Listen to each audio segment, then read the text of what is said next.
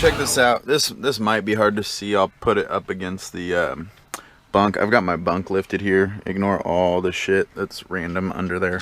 It's like tools, old CB antenna, little push-up platform. I do push-ups, a couple dumbbell weights holding the bunk up, tools, fluids. Anyway, this is that power drive 3000 watt. This is a random little snippet video.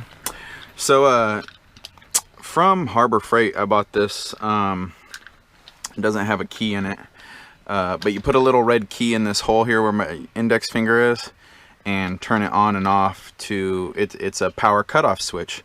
And you guys see that freaking bulge at the top one and how it's angled down? It's not supposed to be like that. So this is the messed up one.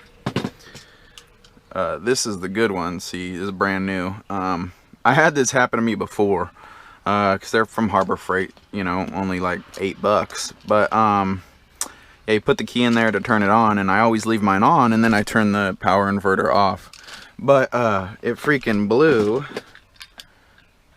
and sent some power through there and disconnected. And so this morning I was making coffee, and all of a sudden my power inverter goes beep beep beep beep and like wigs out and turns off. So getting under here, the new one, hopefully, trying to film this. My GoPro doesn't have a screen, so I can't tell you unfortunately what I am or I'm not filming.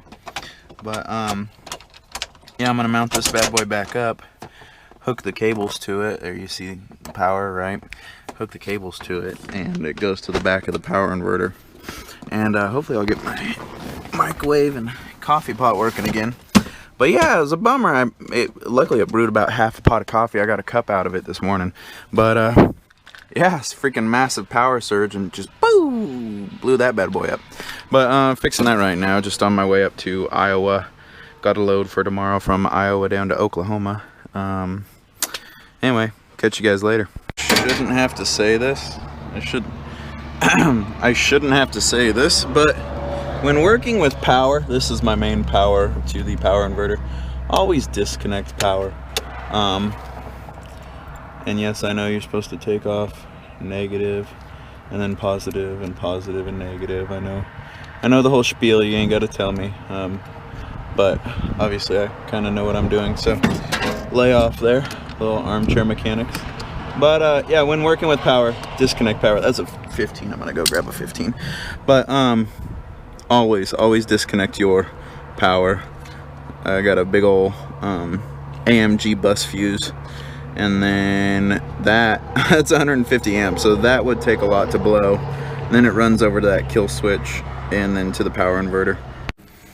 Alright, so this is the key thing I was talking about. Everything's hooked up, just finished hooking the battery up. That turns it on and locks it in. Moment of truth. Bang! Look at me. It's working. Yeah, so that little battery connector, I highly recommend them. They're cool because then, all right, so you see here it says my battery is, that's upside down, but if we flip it, 12.9, right? 12.9 flashes. That's reading my battery voltage. And then see the red light, and then I don't know if you can see my hand. I'm gonna kill it. Bam! Low power disconnect. And so, like, yeah, anyway, that's how that works. And you can put power back to it. Super convenient. That way, if you ever need to replace this, I can just unbolt it, screw it, pull the wires out of the back instead of go down to the battery and disconnect. Anyway, yep, looks like that was my little issue. Now time to microwave a little breakfast bowl and hit the road again up to Iowa.